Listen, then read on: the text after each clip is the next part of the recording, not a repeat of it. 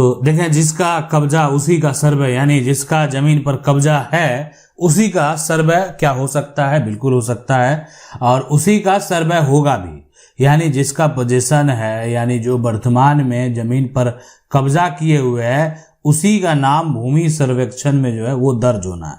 आखिर ये होगा कैसे, ये सारा प्रक्रिया कैसे होगा कि जो व्यक्ति कब्जा करने वाले हैं जमीन पर, मान लेते हैं जमीन पर इनका कब्जा है, और भूमि का जो सर्वे के अधिकारी हैं वो आते हैं, भूमि को मेजर करते हैं। तो मेजर करने के बाद जैसे ही ये जमीन का मान लेते हैं टुकड़ा है, ये टुकड़ा पर देखा कि नहीं, ये कब्जा इनका जो है कब्जा बरकरार है, ठीक है, और ये इस पर इनका मकान बना हुआ है।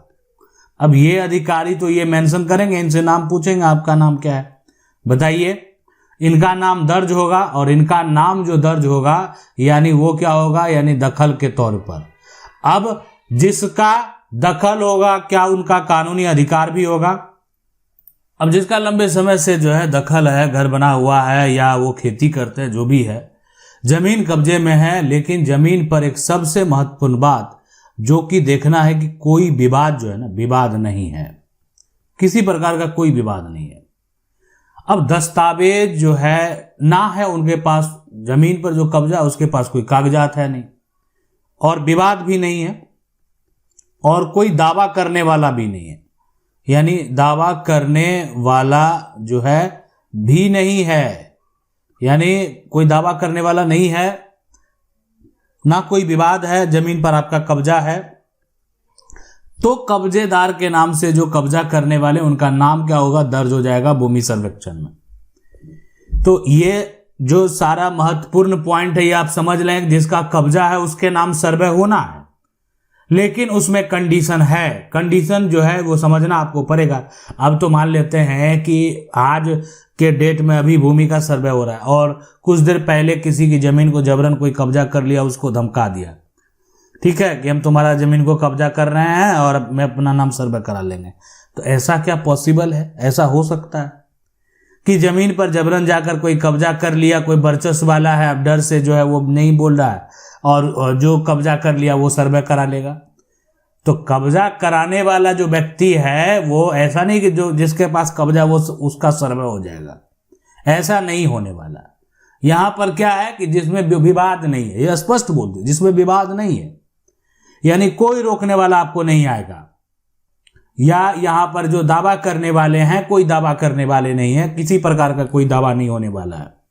तो ऐसे सिचुएशन, ऐसे कंडीशन में जो है यानी भूमि का सर्वेक्षण, भूमि का सर्वे जो है यानी उनके नाम से हो जाएगा जिनका की कब्जा है। इस बात को आप समझ लें। अब इसी केस में एक ऐसा व्यक्ति आता है कि जिसका कब्जा बरकरार है, ये देख सकते हैं जमीन है यानी, और इस जमीन पर जो है इनका कब्जा है, ये कब्जा किए हुए हैं, लेकिन पता है इनके पास जमीन का कोई भी कागजात नहीं है, लेकिन फिर भी इनका जो है इनका नाम दर्ज होगा, और वो भी गांव वाले की सहमति से इनका नाम दर्ज होगा। वो कैसे? आखिर गांव वाले की सहमति से नाम दर्ज कैसे होता है? तो देखें, गांव वाले की सहमति तब होगी जब इनके पास कोई भी कागजात, डॉक्यूमेंट नहीं है दिखाने के लिए, लेकिन ये जमीन जो है, ये जमीन इनके पूर्वज की है, इनके पूर्वज की जमीन है, पूर्वज की जमीन है, ठीक है, कोई दूसरे का तो है नहीं। अब इनके पूर्वज का ही दादा परदादा का जमीन है, ठीक है, और जो है अब जो खतियान है, जमीन का कागज है, कोई दस्तावेज जो है वो मिल नहीं रहा है। ऐसा सिचुएशन में क्या होता है कि यहाँ पर खतियान से पहले गांव वाले का जो सहमति है, ठीक है, यानी जमीन का जो खतियान है इन्हीं का है, इन्हीं यही उत्तराधिकारी हैं, इन्हीं का जो है दादा परदादा का खतियान जो है था पहले, और इन्हीं की ये जमीन है, इस बात की सहमति इनके गांव वाले से इनको प्राप्त है। तो खतियान मिल नहीं रहा है, कोई कागजात मिल नहीं रहा है। तो इस ऐसे कंडीशन में अब लेकिन जो भूमि सर्वेक्षण के अधिकारी हैं, इनको पता है कि किनके जमीन का हम जो भूमि सर्वेक्षण कर रहे हैं, लेकिन उनकी हो चुकी है मृत्यु, वो तो अब जीवित है नहीं। अब उसके उत्तराधिकारी हैं, तो उत्तराधिकारी का पहचान का दावा ये कर रहे हैं, तो इसका इनका पहचान कौन बताएगा? इनके आसपास के लोग, इनके गांव वाले। इनकी सहमति अगर होती है तो ये अपना नाम को आसानी से दर्ज करा पाएंगे। देखें, कब्जा है, कोई कागज नहीं भी है तो भी आपका नाम दर्ज होगा। अब है कि जो ये प्रक्रिया है इसमें अगर किसी को समस्या है, देखें आपत्ति तो होना बेहद जरूरी है। आप कहेंगे गलत कर दिया, मेरी जमीन को दूसरे के नाम कर दिया, तो ऐसे सिचुएशन, ऐसे कंडीशन में आपको क्या अधिकार है? तो ऐसे सिचुएशन, ऐसे कंडीशन में आपको 3 अधिकार है।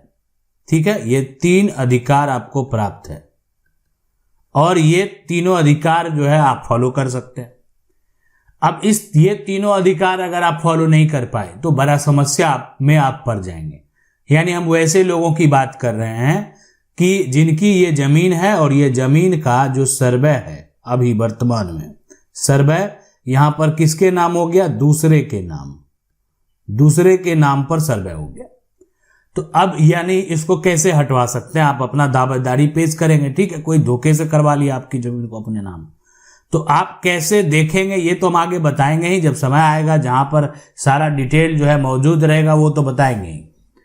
लेकिन अभी वर्तमान में जो दूसरे के नाम पर जाएगा तो आपको आखिरकार ये 3 अधिकार, 3 मौका, जिसको बोल सकते हैं ना कि आपको जो मिलेगा ना, ये मौका दिया जाएगा और वो 3 एक तरह से आपको जो है बार मिलेगा और एक तरह से 3-3 महीने में मिलेगा। इस बात को भी समझ लें, 3 महीना समय दिया गया पहली बार, 3 महीना तक आपने नहीं किया, फिर 3 महीना आपको दिया जाएगा और फिर 3 महीना यहां पर दिया जाएगा।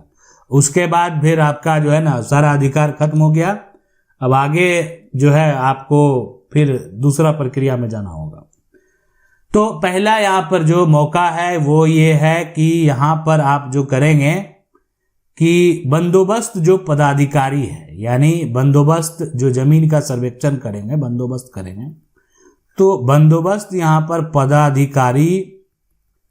पदाधिकारी के पास आप अपना दावा पेश करेंगे। अब बंदोबस्त जो पदाधिकारी है देखेंगे, अरे ये तो त्रुटि हो गया, ये तो जमीन के मालिक की, ये दूसरा है, ये कागजात तो उसके पास है, सही में वेरीफाई किया गया रजिस्टर, तुरंत जो है एक तरह से कर्मचारी से डिटेल मांगा जाएगा, रिपोर्ट मांगा जाएगा। अरे कोई दावा किया है, कल को मामला अगर कोर्ट में चला गया, मामला सिविल कोर्ट में चला गया, मामला हाई कोर्ट में चला गया और ये बंदोबस्त पदाधिकारी के खिलाफ अगर चला गया कि ये दस्तावेज, ये साक्ष्य देने के बाद भी जो है एक्शन नहीं लिया गया, तो आप समझ सकते हैं उनको जवाब कोर्ट में देना पड़ेगा। और अगर उनका गलत कोर्ट में साबित हो गया तो एक तो उनका जो पोजीशन है वो चला गया, ठीक है, जिस पोजीशन पर हैं वो भी चला गया, साथ में उनको जो है उनके ऊपर कानूनी कार्रवाई भी हो सकती है। तो इसलिए यहां पर भी जो है कोई आपको सोचने की जरूरत नहीं है, आप अपना दावा पेश कर सकते हैं। दूसरा यहां पर है वो है भूमि जो है, ये दूसरा कि अब यहां से आपका मान लेते समय खत्म हो गया, तो भूमि सुधार यहां पर उप समाहर्ता के पास जो है, समाहर्ता के पास आपके पास ऑप्शन है, वहां जा सकते हैं।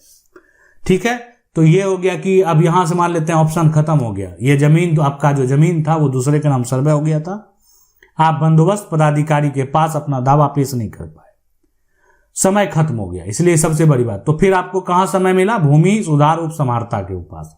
तो वहां पर आपको समय दिया गया किस लिए? आपका अपना दावा पेश करने के लिए।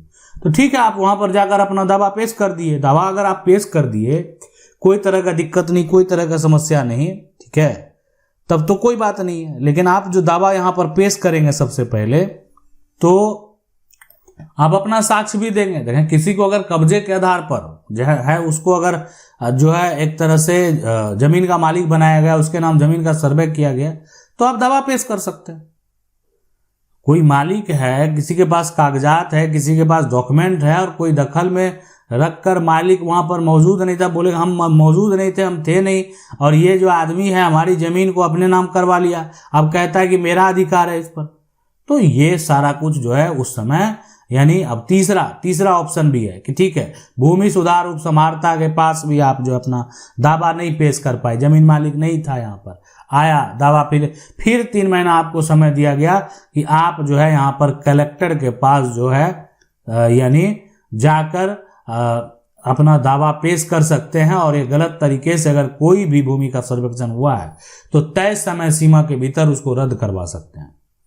अब ये सारा कुछ खत्म हो जाएगा ना, तो फिर एक विकल्प बचेगा और ये लाइफ टाइम पावर रहेगा किसके पास? पता है, सिविल कोर्ट के पास। आज भी पावर है और यानी कि आप अपना जो है दावा साबित कर सकते हैं, तो फिर एक लड़ाई जो है आपका यहाँ पर लंबा हो जाएगा।